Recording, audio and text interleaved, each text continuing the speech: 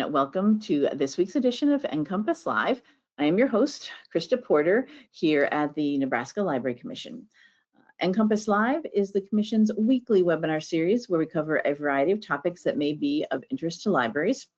We broadcast the show live every Wednesday morning at 10 a.m. Central Time, but if you're unable to join us on Wednesdays, that's fine. We do record the show as we are doing today, and it will be available for you to watch later at your convenience. Both the live show and the recordings are free and open to anyone to watch. So please do share with your friends, family, neighbors, colleagues, anyone you think might be interested in any of the topics that we have on NCompass Live. For anyone who's watching who's not from Nebraska, the Nebraska Library Commission is the state agency for libraries. So we are similar to your whatever state library. So we provide resources and databases and grants and training and consulting to all types of libraries in the state. So we will have shows on NCompass Live for all types of libraries. Public, academic, K-12, corrections, museums, historical societies, really anything to do with libraries we will have on the show.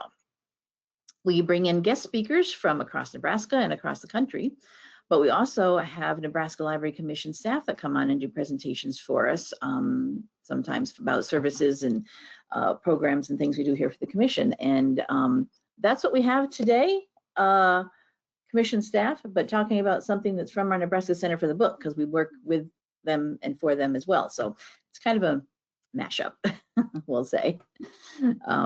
Today we're going to be hearing all about Nebraska's Letters About Literature contest. And Tessa Timperley is with us. She's our communications coordinator at the Library Commission and also something for the Center for the Book. I'm not sure if you have a title over there. Oh, you got to unmute. I don't think I technically have a title for the Center for the Book. I guess I would be considered more like a liaison. I help coordinate between the Library Commission and the Center for the Book.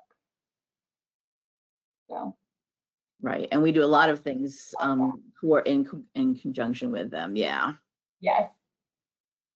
And also with us, joining us today is Sally Snyder, who is our coordinator of children and young adult library services here at the Library Commission, and is a judge for the Letters About Literature in a particular age group that we'll get into when we get to that, into one of the age groups. So she's going to talk about her experience with it. So I will just hand it over to you, Tessa and Sally, to tell us all about our this program. Yeah, thanks, Krista. So Letters About Literature is an annual contest we do every year, and it's one of my favorite pieces of working with the Center for the Book because it's directly working with kids and schools and students just across the state. So what it is, it's a statewide reading and writing program or contest. We don't like to call it a contest, but it is kind of a contest. It's for young readers in grades 4th through 12th. So it's a pretty wide age range. And we do it by grade and not specific ages.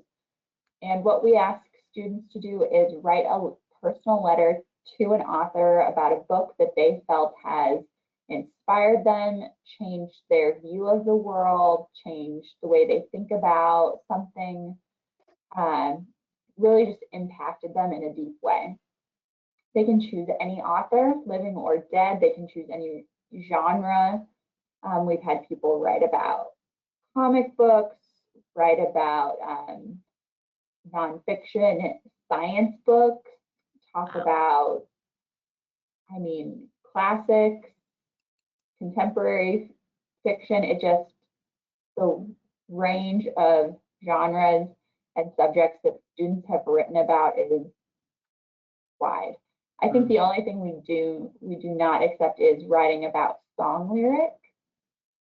It's one of our only stipulations. And the real crux of this program is that we want them to write a letter to the author. We don't want it to be a book report about that book. We want it to be them telling an author what about their book really affected them. or change their view of the world. So just some overview of the program in general. It opens on October 1st, which is today. So today is the first day you can submit a letter, and we accept submissions until the very end of December. So that's a pretty good range, and we like to give classrooms, teachers, librarians, homeschool kids a lot of time to be able to think about their book, write their letter, maybe write a couple drafts if they want to, and then have lots of time to submit. And we accept letters in 3 different age grade levels. Level 1 is grades 4th through 6th. Level 2 is grades 7 through 8. And level 3 is grades 9 through 12, so high schoolers.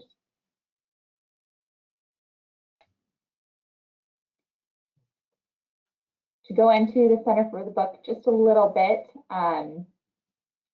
it is a statewide organization that is there to support authors, publishers, readers, bookstores, booksellers, poets, anyone who has something to do with literature in Nebraska, writing in Nebraska. We want to be a part of it and help support them in that way. We want to lift up Nebraska authors and poets and show the great talent we have showcased in Nebraska. And one of that is helping younger writers really dive into what that means to be an author and to start writing. So we kind of consider this a great opportunity for student writers to submit their work to somebody outside their classroom. And this program used to be a national program run by the Library of Congress, and it was nationwide. Every state participated, and at a certain point, they stopped hosting the program, but we loved it so much that we wanted to create our own Nebraska-specific Letters About Literature and keep the program going. So now it is just in the state of Nebraska. Other states do their own individual. I was going to say, did other states also continue it after the Library of Congress decided not to host it, I guess would be the word, or run it? Yeah. They did, and it kind of just depended on that state's ability to do that, how big their Center for the Book was, what their resources happen to be. So it's not in every state now, but there are several who continue to do this because it was such a beloved program. Yeah. And we're one of those. This something that's an organization, something that was not a Center for the Book in another state could have taken on. I know that's how it was because the Center for the Books are connected to Library of Congress, but once Library of Congress decided not to do this anymore, could other writing organizations or literacy or literature type groups in states have taken it on? I think so. And each Center for the Book in their state is a little bit different. Ours has a really close connection with the state library, the Nebraska Library Commission. Some are housed in their humanities programming. Some are completely independent and have no affiliation other than the Library of Congress. Some are in departments of education. So it really varies state to state. And I would think any literacy or literary organization could create a Letters About Literature program for their state if they wanted to. Yeah, cool. So what we do for the Letters About Literature is you submit your letters and we'll go through that whole process. It is a way they come to us here at the commission, and then I'm the one who helps coordinate all the letters into the different age categories, and then I work with my staff assistant and we get them collated and copied to send out to our judges. So I'm kind of the organizational arm of it, and then the Center for the Book is the one who does the judging, including Sally. She's one of our judges. They're all volunteer judges. there's no, you're not getting paid to do this, but they have a lot of background in either English, or they're librarians, or they work with, we have an English professor who does one of the level 3 judges. So it's just kind of across the board as far as their backgrounds, but they are a great group of people who volunteer their time to this program to help read those letters and pick the 2 best ones out of each category.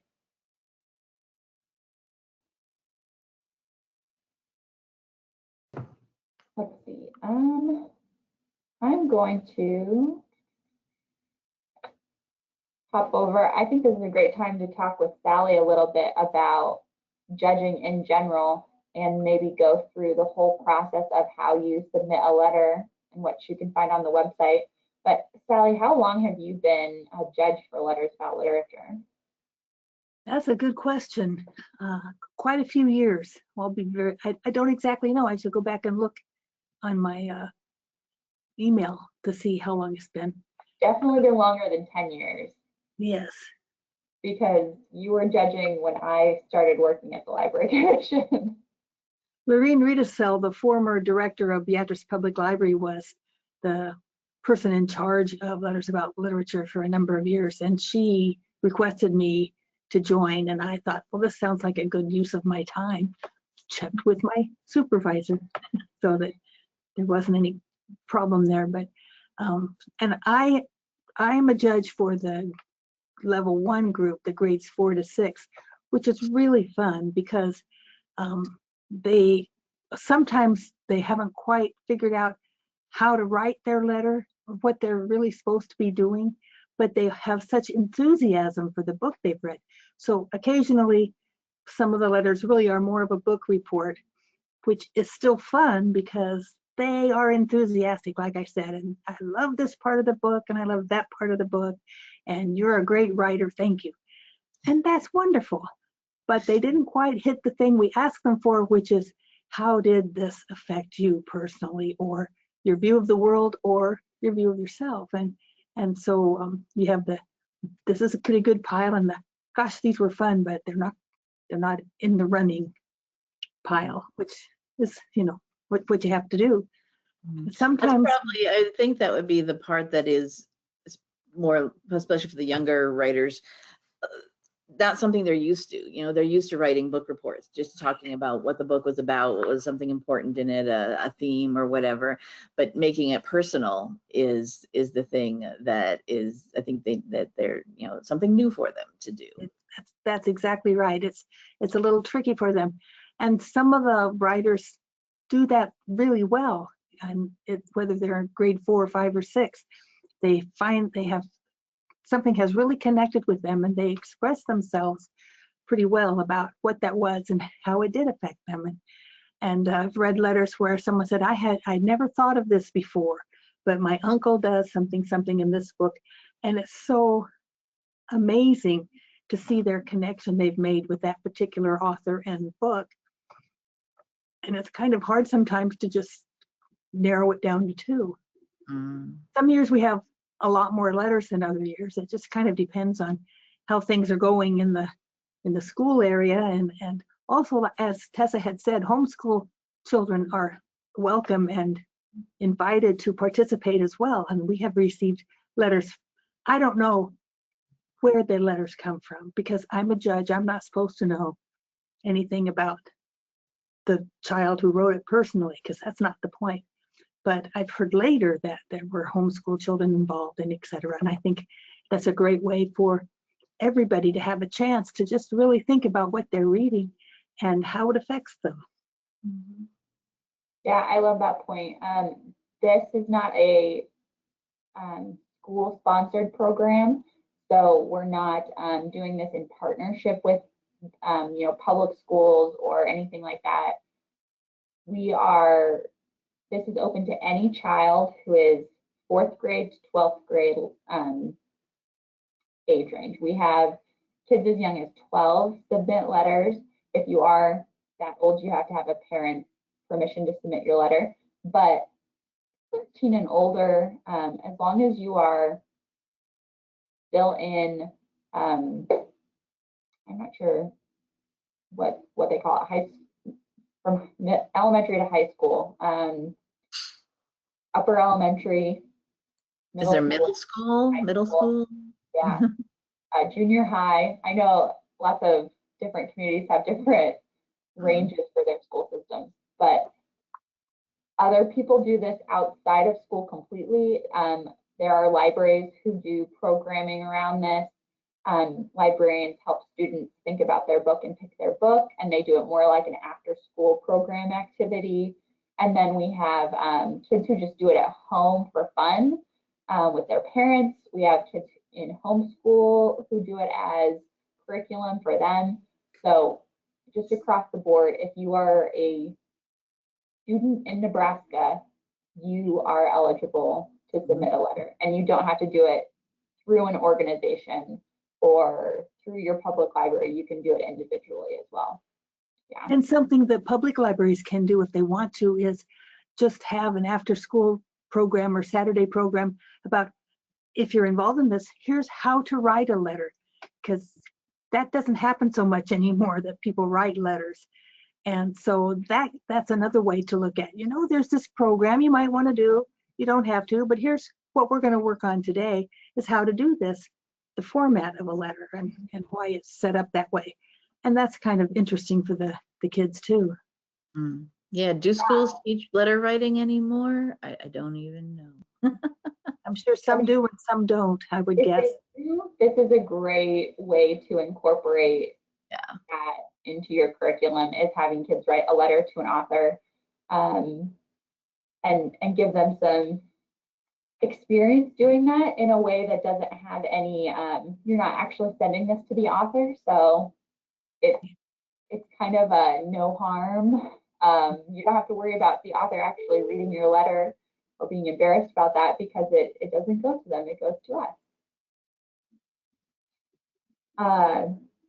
One thing we can talk about a little bit is how libraries and schools can be involved in this other than just writing letters. Sally hit on a great point about letter writing.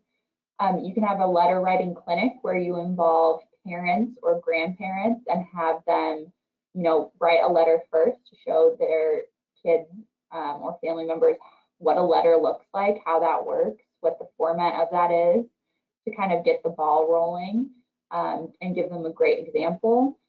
You can have programming where you talk about the different books they've read and help them brainstorm books that have really, hit that question we're asking, that have affected them or changed their worldview, and really get into a conversation with students about the difference between a book you just like and a book that actually changes the way you think about something.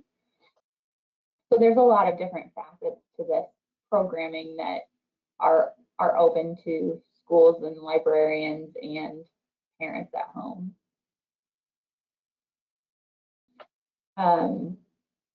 I was going to read a little bit of a letter. I'm not going to say who it's from, but it is from a 4th grader. So it's from a level 1 student. But they are writing about Res Dog by Joseph, I'm not going to say his name correctly, Burshak, Res Dog. So I'm just going to read one paragraph because it's a pretty lengthy letter, but it does get to the point of what we're kind of asking for. In the beginning of the letter, they talk about how reading this book led them to talk to their grandparents about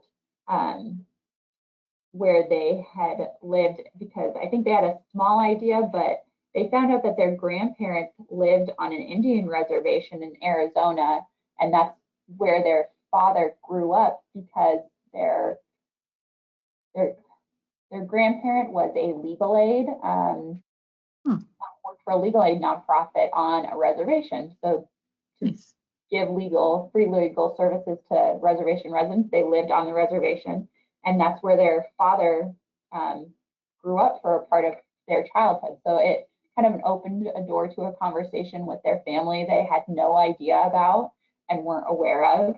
And it gave them a little more understanding about that, what that experience might have been like. But here's what they wrote. I also love this book because not only can I relate to it, but I feel many people can relate with this heartwarming story. I love not only the main story, but all the other tales you spin into the main storyline. They helped me learn about Native American traditions and how different their school experiences were from mine. I love that, I'm not going to say this character name right, Malon learns that right. I love that Malon learns that right along with me. How you spin a creative tale right along with other kinds of fun stories just makes me feel you really want your readers to be informed about how different Native American life experiences are than ours. And that's exactly what you did for me. They also talk about how they really got into learning how different someone else's childhood school experience was from their traditional one, which I think really hits the point of this book. But so that's a fourth grader's letter. Nice. And as we see them get older, we do see some more deeper connections. We maybe see some more personal connections, but even that, I mean, that's a great bit of writing from a fourth grader, I think. Yeah.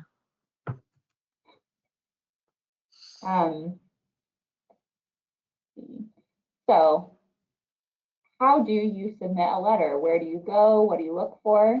Once you've gone through all that trouble of picking out a book and writing a letter.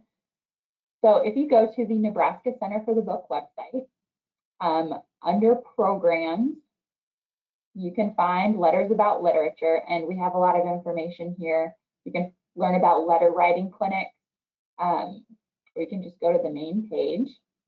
And this is what that looks like. We have some basic information about the contest and programming. We have information about what the contest levels are. And we also have information about what we're looking for in books and kind of the steps you need to take to get there. We provide a lot of great resources. We provide a teaching guide that helps teachers, librarians, homeschool leaders talk about letter writing, book discussion, and takes them through that entire process so they don't have to create this curriculum from scratch. We post the link to this webinar so they can learn a little bit more about it later. And we also have some past winning videos of letters and some FAQ questions.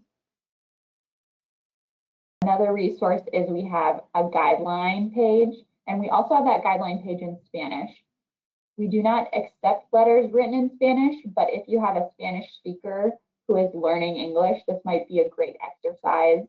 I know reading a book in your native language and then in English or the language you're trying to learn is a really great tool for learning a new language and getting that connection. So that might be a fun activity to have them write a letter in Spanish and then write it again in English.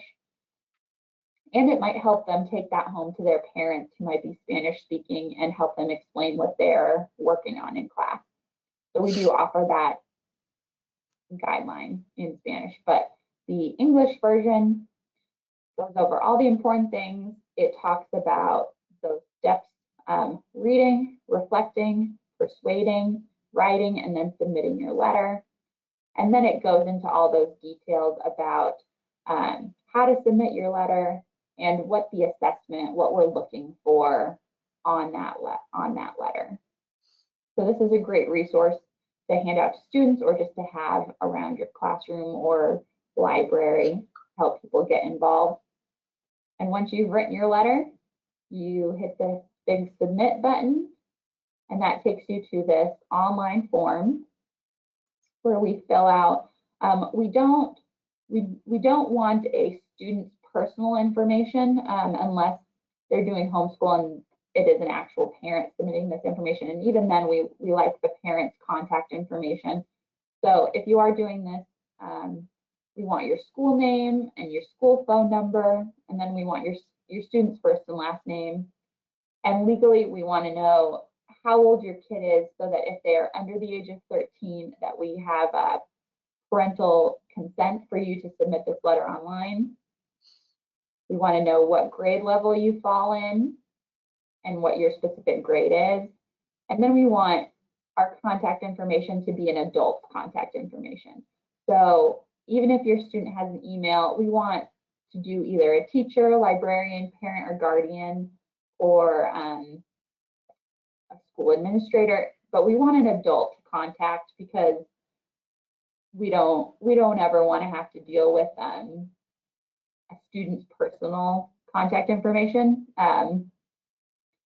That just seems safer to us to always have an adult be the contact person, the author you're writing to, and the title of your book. And once you get there, you'll also click here to upload your letter to Dropbox, where we can read it. So we would like a PDF file.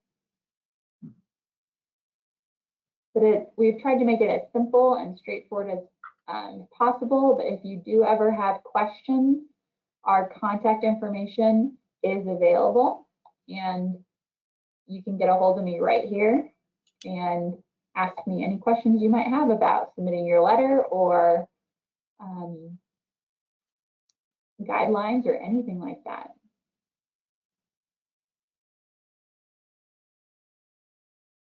When you are, we can talk about that assessment a little bit more, because that's really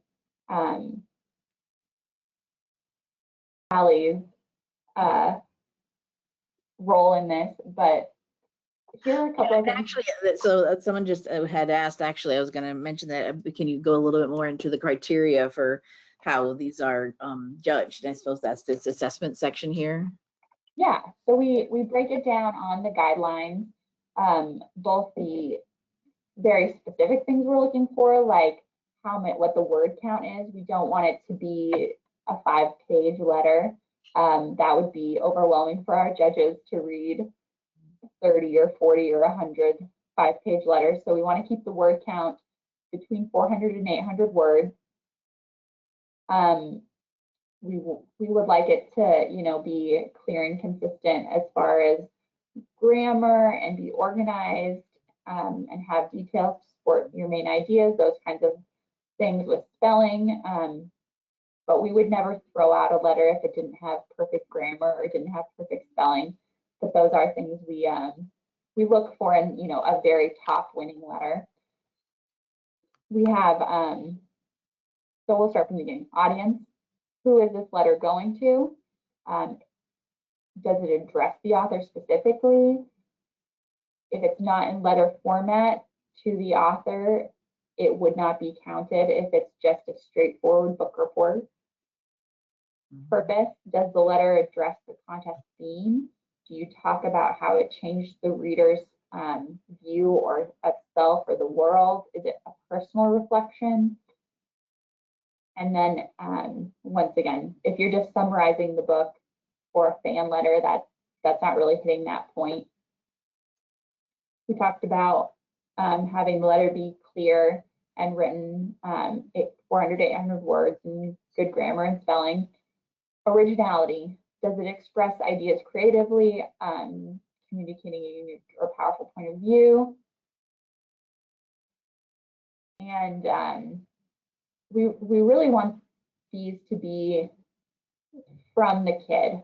We don't want this just to be I loved your book, thank you. That doesn't really get to the point. So hopefully, I feel the letters we've had win really do get to the heart of that question, where they answer how it changed their view of themselves or their world or their family. And that's what we're really looking for. I know we've harped on that in this session, but it's the main point. And then we go in a little bit about the judges and what those prizes look like on here as well. Sally, can you talk a little bit about what you look for in a great letter? Sure. I like you said, I do notice spelling and grammar, but again, it's not, oh, this they spelled that word wrong, throw it away. No. I do notice that because it's part of the criteria, so we need to keep that in mind. But I'm generally looking for, originality and the heart of the letter. Here's where your story really made a difference to me, and that can be, it's all kinds of different things, and it's just so wonderful to see how the author has connected with the reader. And generally there's 2 judges per age group, right, Tessa? Yeah. So So- it's never just one person's opinion in the judging. We like to have 2 judges for each level. They read the letters separately, and then maybe have their top ones, whichever ones rise to the top for them, they feel are really excellent or meet the criteria well. And then our judges come together to talk about their each top letters and come to a consensus of who they think deserves those 2 top prizes from each level. Yeah.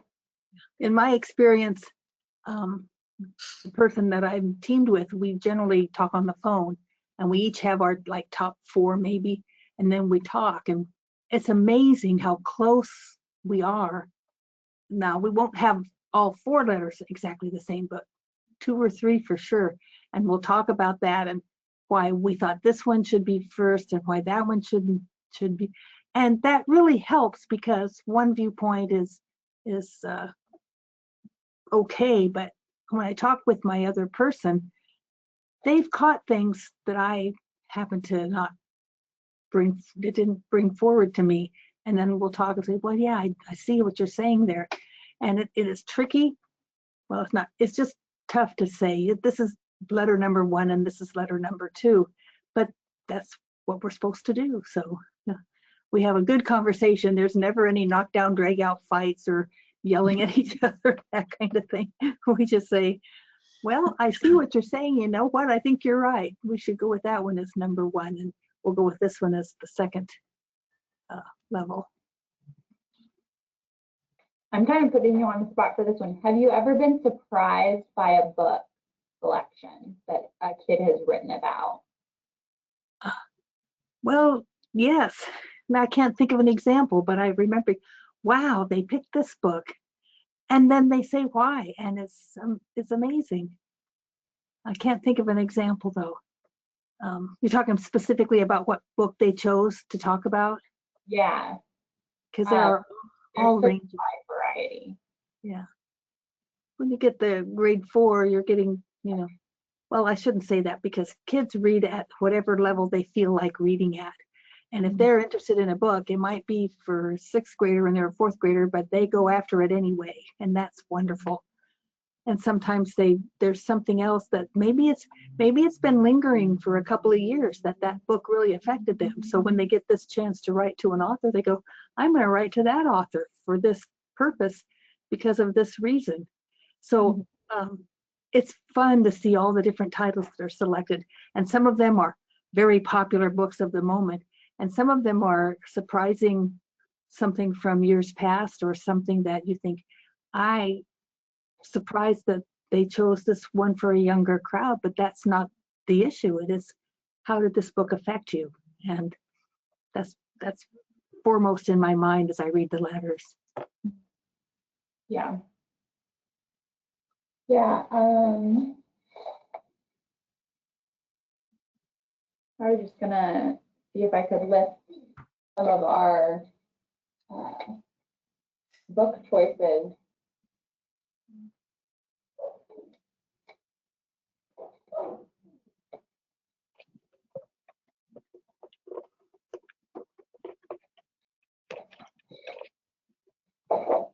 Let's see. All the Bright Places by Jennifer Niven. Enrique's Journey by Sonia Nazario. Harry Potter. Wings of Fire by T.T. Sutherland, which is a very popular series. Full Out by Monica Wow, the names are really gonna get me on this. Nightingale and Firefly Lane by Kristen Hanna. So that's those are adult books, but were written by a high schooler. Fahrenheit 451 by Ray Bradbury. So classic. 13 Reasons Why by Jay Asher. No Longer Human by Osamu Dazai. Michael Vey and the Prisoner of Cell 25 by Richard Paul Evans. A Long Way Gone by Ishmael Bey. The Great Gatsby by F. Scott Fitzgerald.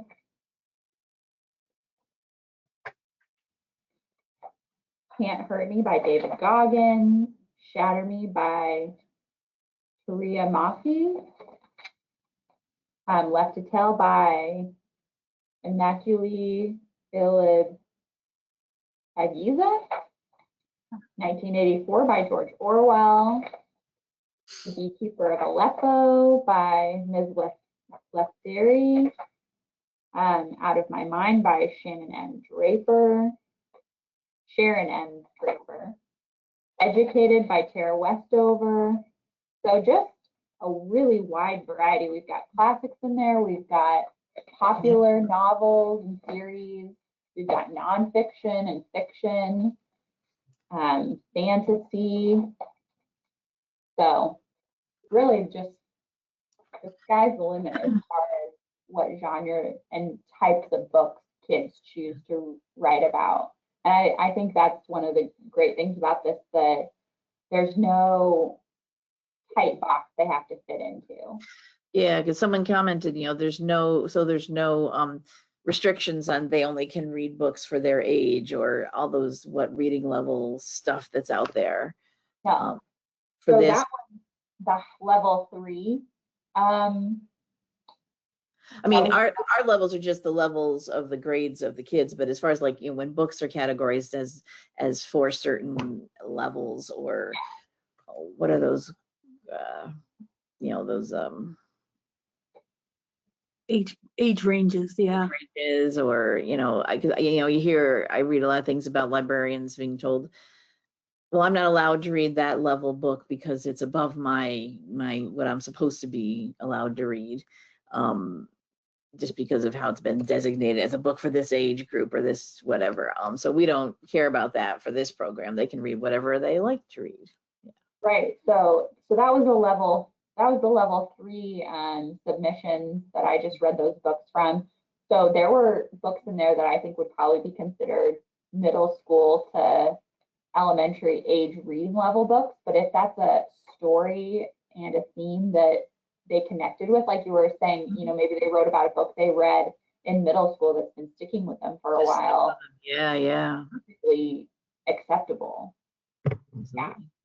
I think that's a good thing to emphasize for teachers or librarians or parents who are encouraging the kids to write a letter, is to not limit them. We have to do your age group, because it doesn't matter to us. What we want is something that affected them somehow.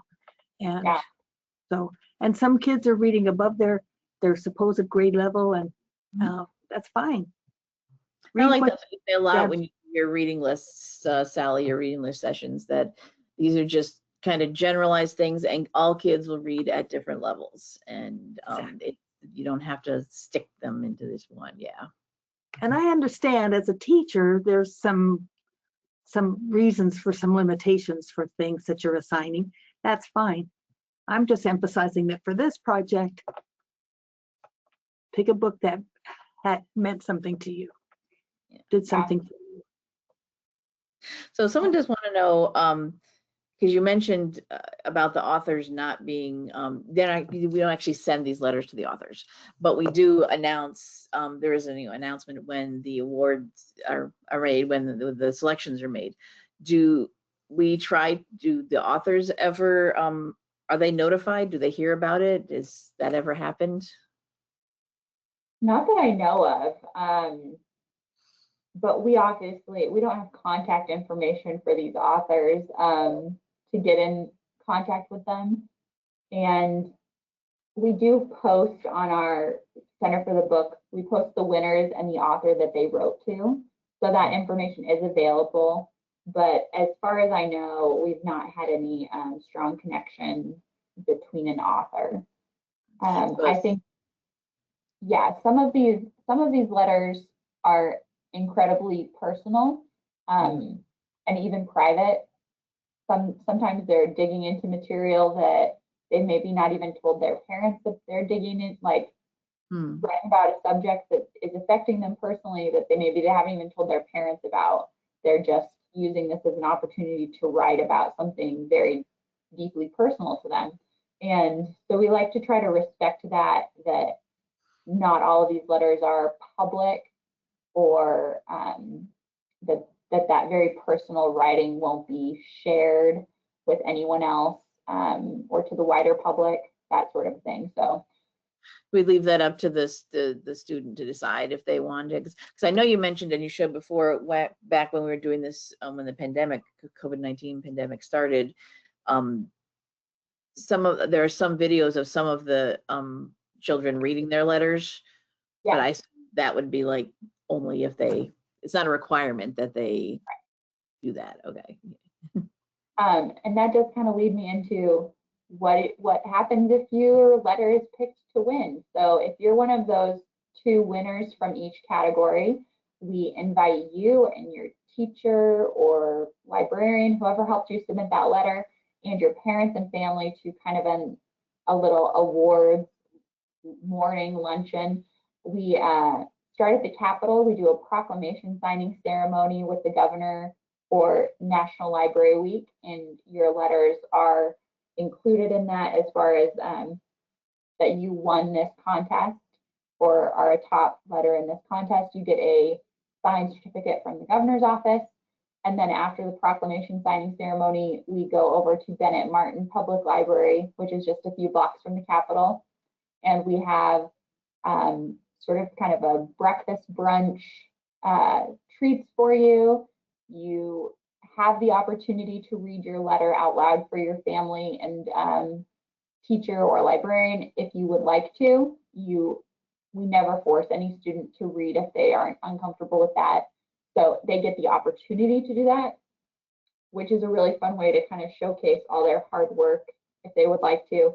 And then they get a prize. So there is a cash prize for the winner and runner-up that's provided by the Center for the Book, as well as gift cards to some local bookstores that like to support the program. And they usually get a little, they get like a writing journal and some fun things like that. So yeah, it's always a great event. You had a picture of one of those ceremonies in the slides, I believe.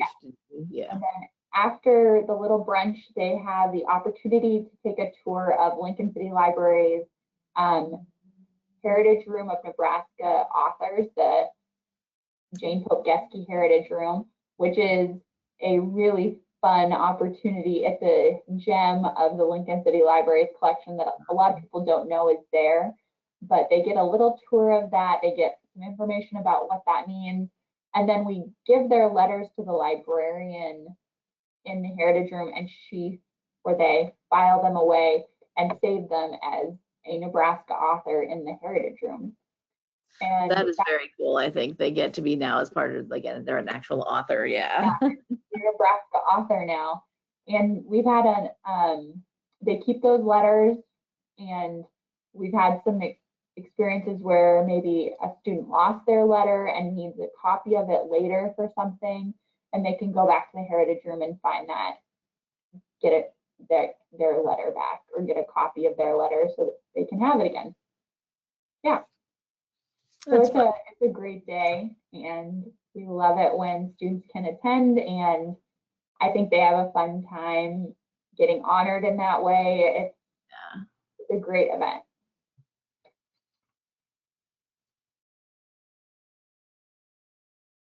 If any more questions pop up, we're down to the last 10 minutes. Yeah, we do have some time. Yeah, if anybody has any other questions, yeah, I've been bringing them up as they come in and related to what you're doing and all. So yeah, We still have about 10 minutes left, or if anybody has any other questions, comments, anything you want to ask or share. If you've done this with any of the students at your library or your school, if you want to talk about that, yeah, we'd love to hear from someone who have done it. So this is something that we can do through the school, through the library. It's all just, go to the website and decide how the student wants to approach it. Yeah. So we try to make it as easy as possible to submit your letter. And once again, we've got guidelines available. We've got, here's a short example of a winning letter, just to give you kind of an idea of what a letter looks like and what we're looking for as far as just the format. And then, like I said, we've got a lot of resources on here for teachers, librarians, parents. We have a reflective writing assessment they can work through that is a great piece of curriculum to help really dig into what reflective writing is. It's not just, it's not a book report. Yeah, it's not. I had a high school biology teacher that talked about just regurgitating information. You're not really processing it. You're just spitting out what you've heard. And so getting into reflective writing and really sitting with something and getting to the idea of what do you think about what you just read is a really great much deeper program for students and anybody who's going to be writing and wants to do some writing work is a great program. So we encourage that, and that's just free on the website for you to use. Mm-hmm. I know there are some public libraries who have like a writing group who meet once or twice a month, and just generally they're middle school or high school age, but that doesn't have to be the case. And they just like practicing writing and trying, and they have writing prompts for them to do. At this event, we'll do this kind of writing. And I saw earlier there was a writing clinic connection too. And so between the reflective writing assignment information you mentioned and the writing clinic, if you're wanting to do something like that, even if it's just for a limited number of months, you could have the kids who want to try a little bit of writing come in and work with some of these guiding projects to just practice writing, and then maybe they'll want to write a letter about literature. Yeah. I think it's definitely, you said, Tessa, you wanted to make it as simple as possible. I remember the previous doing it through the National, which is a great program that they started, but it did seem to be quite a lot more convoluted and much of a hassle trying to get the letters submitted, and then the ones that we could review, and it was just a whole thing. I think, it was a bit of a trauma and a bit of an upheaval when the Library of Congress said, nope, we're not doing it anymore, and states had to figure out what to do. But I think it's definitely made it a lot easier for everyone to participate, honestly, letting the states handle this. Yeah. So before, participants submitted their letter to the Library of Congress first, and they kind of filtered through them to see what they thought really met the criteria, and then they would forward on the letters that they had pre-screened to us. So we didn't know if we were seeing all the letters. We didn't know what was maybe being screened out for their own reasons, whether they thought, maybe they thought the grammar was too bad, so they took a letter out. We didn't know, we didn't have any control over that. And I can't imagine having all 50 states and territories letters going to one organization and making them sort through them. So it does, I think, make a lot more sense to start with us and go through us. I do wish they had a smaller program, maybe where we could submit our winning letters to them to go on. To be in the Library of Congress. Yeah, see, that would be very cool if they could. That would be a much more straightforward program for sure. But I do miss that aspect of sending our winning authors on to be judged by a larger group against other states' winning authors. I thought that was a really fun addition to the program. And my hope is one day we could do that again. But for now, you're just competing against other Nebraskans. States just doing their own. Yeah. Yeah. All right. Well, I don't see any other new desperate questions that have come in while we've been chatting. And we're almost up to 11, so I think we can wrap up. Any last things you want to say, Sally or Tessa, about the program? I would just encourage people to encourage the youth to participate if they're interested. Give them this opportunity and see if that strikes them or not. And I like to get a bunch of letters, so get those kids to write. Yeah, like I said, my email is available both on the Letters About Literature website. It'll be on the slideshow, my contact information that Krista will post that goes along with the program. But if you have questions, please contact me and we'll get them answered for you. We're pretty responsive in that way. And when in doubt, write a letter and submit it. There's nothing lost by submitting a kid's letter and working with a student on it. We've had kids who start, in 4th grade submitting letters, and maybe they don't actually win until they're in high school. But they do keep doing it every year, the same. We have some students come back and do it. That's nice. I love seeing resubmissions, years for the same kids, knowing that they're continuing to work on their writing skills and getting better and improving.